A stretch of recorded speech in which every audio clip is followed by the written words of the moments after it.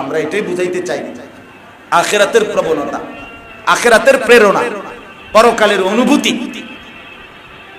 পরকাল জীবনের অনুভূতি, কবর, হাসর, মিজান, ফুলসিরাত, এটাকে আমাদের কাছে যদিও যত স্বাভাবিক মনে হয় হুজুরদের বিষয়, মোল্লা মৌলবীদের কাছে এই ছাড়া আর কথা নাই।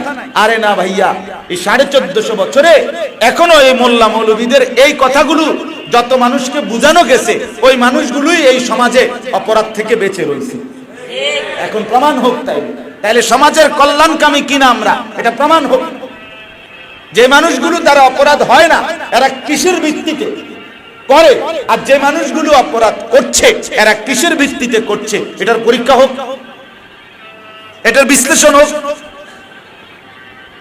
যে মানুষগুলো 5 ওয়াক্ত নামাজ পড়ে, অন্যায় ভাবে অশ্লীলতা বেহায়াপনা করে না, এরা পুলিশের ভয়ে না, পুলিশের ভয়ে নামাজ পড়ে, তাই প্রশাসনের ভয়ে নামাজ পড়ে, আল্লাহর ভয়ে নামাজ পড়ে, আখিরাতের প্রেরণায় নামাজ পড়ে, পরকালের অনুভূতিতে নামাজ পড়ে। এই জন্য আপনাদের কাছে এটা বুঝাইলাম। আল্লাহ তাআলা বারবার এই কথা বলতে চাইছেন যে বান্দা, আখিরাত, পরকাল, কিয়ামত, এটাকে তুমি হৃদয়ে লালন করো।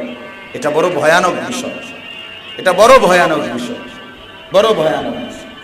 আম আবরামু আমরান ফাইন্না মুবরিমুন, কোরআনে আছে, আল্লাহ বলছে বান্দা, আমি কিন্তু তোমাকে যেই শাস্তি দেব সেটা আমারটা আমি রেডি করছি, তুমি আমার থেকে বাঁচবা কিভাবে, তুমি কিছু রেডি করছো কিনা দেখো।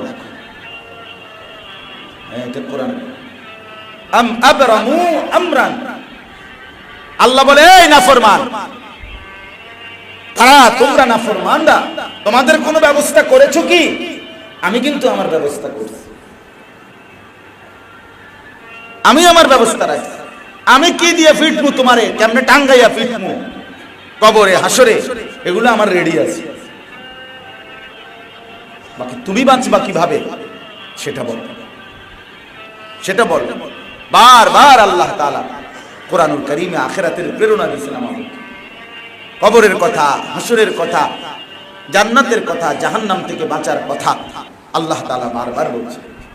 এইখানেও বলছেন, দেখেন বিসমিল্লাহির রহমানির রহিম, সূরা হজ থেকে পড়লাম, ইয়া আইয়ুহান নাসু তাকু রাব্বাকুম, হে মানুষ, ইয়া আইয়ুহান নাস, হে লোক সকল, হে মানুষ। এজন্য কোরআনুল কারীম শুধু মুসলমানের হেদায়েতের কিতাব না, বিশ্ব মানবতার হেদায়েতের কিতাব। কোরআনের সম্বোধন সারা পৃথিবীকে, প্রতিটা মানুষ। কোরআনের সামনে কোনো উপজাতি নেই, কোরআনের সামনে কোনো পিছিয়ে পড়া পশ্চাৎপদ জাতি নেই। কোরআন প্রত্যেককে মানুষ বলে সম্বোধন করে, মানুষ বলে সম্বোধন। ইয়া আইয়ুহান নাস, পৃথিবীর শেষ প্রান্তে, আফ্রিকার গহীন জঙ্গলে, ব্রাজিলের আমাজন, সেখানেও অনেক মানুষ আছে যারা সভ্য পৃথিবী থেকে একদম আড়ালে।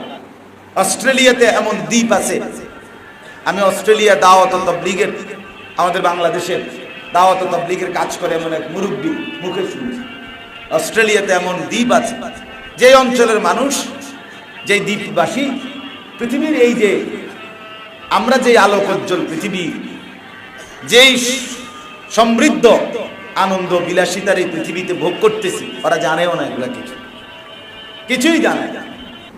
আফ্রিকার অঞ্চলের এমন ছোট্ট ছোট্ট এমন অসংখ্য অঞ্চলের মানুষ আছে যারা পৃথিবীর এই মুহূর্তেও কোনো আধুনিকতার ছোঁয়া তাদের গায়ে লাগে না, লাগে না। ওই দিন দেখলাম যে দেখাইল একজনে যে বিস্কিট মাটি দিয়া বানায় খায়, বলে মা কি কহে, আজীব। কোথায় পাবে এসি, কোথায় পাবে গাড়ি, কোথায় পাবে আধুনিক এই বিলাস বেশন? তো আল্লাহ তাআলা বলেন সবাইকে এরকম শেষ প্রান্তের শেষ মানুষটাকে ডাক দিছেন, ইয়া আইয়ুহান নাস, হে লোক সকল, ইত্তাকু রাব্বাকুম, সবাইকে বলছি তোমরা সকলেই তোমাদের রব আল্লাহকে ভয় করো, আল্লাহকে ভয় করো। রবকে ভয় করতে হয়, এখানে একটা গুরুত্বপূর্ণ বিষয়। কোরআনুল কারীমে আল্লাহ এখানে বলছে ইত্তাকু রাব্বাকুম, রবকে ভয় করো। বিবেকবান, যার ন্যূনতম বিবেক আছে, সে যে তাকে লালন পালন করে, যে তাকে আদর সোহাগ করে, যে তাকে খাওয়ায় পড়ায়, যে তাকে ঘুম পাড়ায়, যে তাকে তিল তিল করে বড় করে, তাকে সে শ্রদ্ধা করে, সম্মান করে, ভালোবাসে। এটাই নিয়ম। মাকে মানুষ ভালোবাসে কেন, বাবাকে মানুষ ভালোবাসে কেন? এই দুইজন আমাকে তিল তিল করে তরবিয়ত, আমার লালন পালন করছে, আমার সুখে দুঃখে, রাতে বিরাতে, আমার হাসি কান্নায়, আনন্দ বেদনায়, রোগে সুখে, হ্যাঁ, আমারে তিল তিল করে লালন করেছে, পালন করেছে। এই জন্য প্রত্যেকটা মানুষ পৃথিবীতে, যেই কোনো ধর্মের মানুষ, একেবারে যেই কোনো ধর্মের মানুষ, যেই কোনো মানুষ আপনার লালন পালন করে, যেহেতু মা বাবা, এই জন্য মা বাপকে সবাই মহব্বত করে, সম্মান করে। মা বাপ এর প্রতি সম্মান, মা বাবার প্রতি আন্তরিকতা, এই সবক, এই শিক্ষা কোরআনেও যেমন আছে, পৃথিবীর অন্য সবার কাছে এই সবক আছে। এটা কোনো শুধু ইসলামের, এই কোরআনের কথা না, সবার কথা। কেন? মানে ওই যে লালন পালনের হক আছে, লালন পালন যে করে তাকে সম্মান করতে হয়, এটা প্রত্যেকেই বোঝে। এখানে আল্লাহ তাআলা এই শব্দটা বলছে, রব্বাকুম। কেন আমাকে ভয় করবা বান্দা? আমি তোমার রব, আমি তোমার রব। জন্মের প্রথম সেকেন্ড থেকে নিয়ে প্রতি সেকেন্ড, প্রতি পলক, প্রতি নিঃশ্বাস আমি তোমাকে লালন পালন করছি। তোমার মা ঘুমায় গেছে কিছুক্ষণ, আমি ঘুমাইনি। তোমার বাপ ঘুমায় গেছে কিছুক্ষণ, আমি ঘুমাইনি। তুমি নিজে ঘুমায় গেছো, তোমার ঘুম পুরা, তোমার কান খোলা ছিল, ওখানে ফুক ঢুকতে পারত, আমি হেফাজত করছি। তুমি ঘুমায় গেছো বান্দা, তোমার খবরও নাই, তোমার নাক কিন্তু খোলা ছিল, দুইটা ছিদ্র, এখানে নাকে পোকা ঢুকতে পারত, পোকা ঢুকতে পারত, আমি হেফাজত করছি, আমি হেফাজত করছি, আমি তোমাকে নজরে রাখছি, আমি রব। আমাকে কেন ভয় করবা? রবকে তো ভয় করতে হয়, রবকে তো গুরুত্ব দিতে হয়, লালন পালনকারীকে সম্মান করতে হয়, সেই আমাকে সম্মান করো, আল্লাহ বলছেন। এজন্য মনে রাখবেন, আল্লাহকে যে সম্মান করে না, আল্লাহকে যে ভালোবাসে না, আল্লাহর কথা যে শুনে না, সে তার লালন পালনকারীর অকৃতজ্ঞ। এই অকৃতজ্ঞ মানুষের চাইতে দুষ্ট আর কেউ হইতে পারে। এটা বেশি অসভ্য লোক, একেবারে অসভ্য, একদম অসভ্য মানুষ, সভ্য মানুষ, নির্লজ্জ মানুষ। এই জন্য আমি সবসময় বলি, আল্লাহকে যে সেজদা করে না, আল্লাহকে যে সেজদা করে না, তার মতো নিকৃষ্ট মানুষ, নির্লজ্জ মানুষ, তার মতো অসভ্য মানুষ কেউ হইতে পারে। তুই বেটা কোনোভাবে ভদ্র না, বেটা শুদ্ধ মারো, বেটা শুদ্ধ কথা কইলেই ভদ্র। তুমি কেমন আছেন? হ্যালো আঙ্কেল, ভালো আছেন? এবার এবার মানুষ মনে করে ছেলেটা কি ভদ্র, কথা বলে কি সুন্দর। ধোকা, ধোকা, ধোকা, ধোকা। মালিককে যে সেজদা করে না, রবকে যে সেজদা করে না, লালন পালনকারীর কৃতজ্ঞতা যে স্বীকার করে না, সে অসভ্য, অভদ্র, অভদ্র। আল্লাহ তাআলা আমাদেরকে হেফাজত করেন। ইন্না জালজালাতাস সাআতি শাইউন আযীম। আল্লাহ তাআলা বলে, কেন ভয় করবে আমাকে? কারণ জানো, ইন্না জালজালাতাস সাআতি শাইউন আযীম। শোনো বান্দা, নিশ্চয়ই কিয়ামতের ভূকম্পন, ইসরাফিল যখন ফু দিবে, কিয়ামত যেই মুহূর্তে শুরু হবে, তখন জমিনের মধ্যে জালজালা মানে ভূমিকম্প শুরু হবে। সেই ভূমিকম্পটা শাইউন আযীম, পৃথিবীর সবচেয়ে ভয়ানক বিষয়। আজকের পৃথিবীতে ভূমিকম্প হয়, একদিকে হয় আরেক দিকে হয় না, এক দেশে হয় আরেক দেশে হয় না, এক জেলাতে হয় আরেক জেলাতে হয় না, এক সাইডে হয় আরেক সাইডে হয় না। তো আল্লাহ তাআলা বলেন, আজকে এখনকার ভূমিকম্প কিছু মানুষ যদিও ক্ষতিগ্রস্ত হয়, বাকিরা ক্ষতিগ্রস্ত হয় না। কিন্তু ইসরাফিল যখন ফু দিবে, ইসরাফিলের ফু দিলে জমিনের ভূমিকম্প শুরু হবে। কোরআনুল কারীমে আছে, বাপ কসম আল্লাহর, শেষ মাটির উপরে শেষ খড়কুটাটা, শেষ মানুষ, শেষ গরু ছাগল কীট পতঙ্গ জন্তু জানোয়ার, এমনকি একটা খড়কুটা, এইটাও মাটির উপর থেকে যতক্ষণ পর্যন্ত নিচে না যাবে, কবরে না ঢুকবে, মাটির নিচে না ঢুকবে, উপরের সব কিছু, ততক্ষণ পর্যন্ত এই ভূমিকম্প বন্ধ হবে না। হ্যাঁ, ইয়াকুলুল ইনসানু ইয়াওমা ইদিন আইনাল মাফার। লোকেরা বলবে, লোকেরা বলবে দৌড়াবে আর বলবে আইনাল মাফার, পালাবো কোথায়।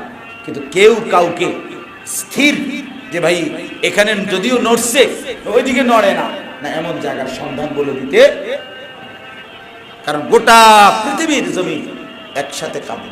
এই জন্য আল্লাহ তাআলা বলেন আমার বান্দা কিয়ামতের ভূমিকম্প, ইসরাফিলের ফু দিলে যে ভূমিকম্প, সেটাই হবে পৃথিবীর সবচেয়ে ভয়ানক বিষয়, সেটাই ভয়ানক বিষয়।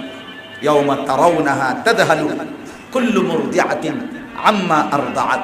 এই দেখেন আল্লাহ তাআলা একটা ভয়ানক চিত্র তুলে ধরছে, এটাই শেষ কথা।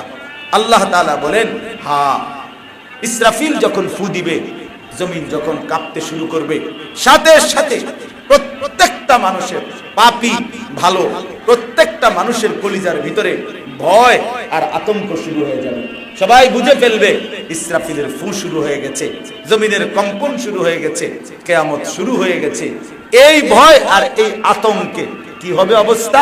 আল্লাহ বলে কুল্লু মুরদিআতিন, প্রত্যেক দুধ পানকারিনী মা, যে মা তার কোলের বাচ্চাকে দুধ পান করাচ্ছিল, বুকের দুধ, আল্লাহ তাআলা বলেন সেই মা এক সেকেন্ডে সন্তানকে বুকের দুধ খাওয়ানো অবস্থা থেকে ছুঁড়ে ফেলে মা তার সন্তানকে একদম ভুলে যাবে, ছুঁড়ে ফেলে দিবে। ওয়াতাদাউ কুল্লু যাতি হামলিন হামলাহা, আর যে মায়ের পেটে 9 মাসের বাচ্চা, মায়ের 9 মাস পূর্ণ হয়ে গেছে, এখন যে কোনো সময় বাচ্চা ডেলিভারি, গর্ভের প্রসব হবে 2 ঘন্টা 10 ঘন্টা 4 ঘন্টা পরে, এই শেষ টাইমে 9 মাস যে সন্তানকে লালন করেছে গর্ভবতী নারী, আল্লাহ তাআলা বলেন সেই নারী ভয়ে আর আতঙ্কে এভাবে ছুটতে শুরু করবে, তার গর্ভের বাচ্চা নিজে নিজেই পড়ে যাবে।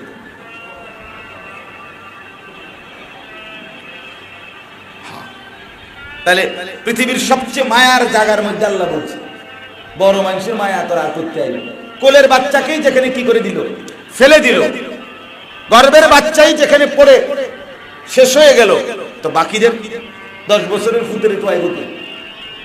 16 বছরের ছেলেরে খুঁজবে কে? কে খুঁজবে? সময় করবে। আল্লাহ তাআলা এটাই বলছেন ইয়াউমা তারাউনাহা তাদহালু কুল্লু মুরদিআতিন আম্মা আরদাআত ওয়া তাদাউ কুল্লু যাতি হামলিন হামলাহা ওয়া তারান নাসা সুকারা ওয়া মা হুম বিসুকারা। আল্লাহ বলে মানুষগুলো দেখবে একে অপরকে মাতালের মতো, মাতাল যেভাবে ঘোরে, মাতাল যেভাবে হাঁটে, সব এভাবে বেসামাল হয়ে এক একজন এক এক দিকে দৌড়াদৌড়ি করবে, সবাই ভাববে এগুলো মনো মাতাল। আল্লাহ বলে ওমা হুম বিসুকারা, এই বান্দা এরা মাতাল না, একজনও মাতাল হয় নাই, ওয়ালাকিন্না আযাবাল্লাহি শাদীদ, এরা বুঝছে আজকে আল্লাহর আযাব, আল্লাহর শাস্তি বড় ভয়ানক, এইবার ঠিকই আল্লাহ ধরবে আর বাঁচবে না।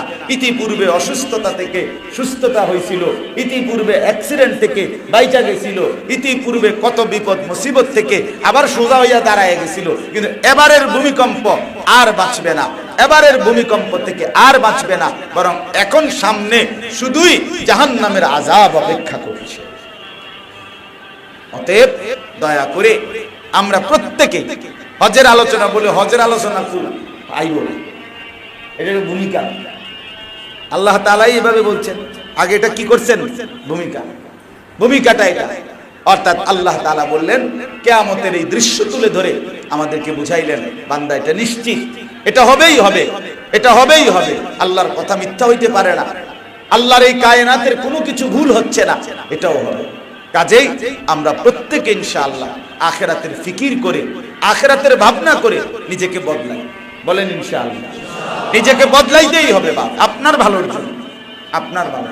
তু আগার মেরা नहीं बनता ना बन अपना तो बन। সৈয়দ আবুল হাসান আলী নদভী রাহমাতুল্লাহ এটা বলছেন যে হে ভাইয়া, আরে তুমি আমার জন্য যদি না হও, হইও না, আমার ভালো, আমার কল্যাণ, আমার উপকার, সমাজের উপকার যদি তুমি নাও করো, কারো কোনো কিছু তোমার বিয়ে হইল না, ঠিক আছে, আপনা তো বান, নিজের জন্য তো করো, নিজের ভালোটুকু তো করো, নিজেরে তো কমপক্ষে সেভ করো, নিজেরে বাঁচাও, এটুকুও করবা না, এর দুর্বিবেক হবে না, আল্লাহ তাআলা আমাদেরকে বুঝার তৌফিক দান করেন। আমিন। সুবহানাল্লাহি ওয়া বিহামদিহি।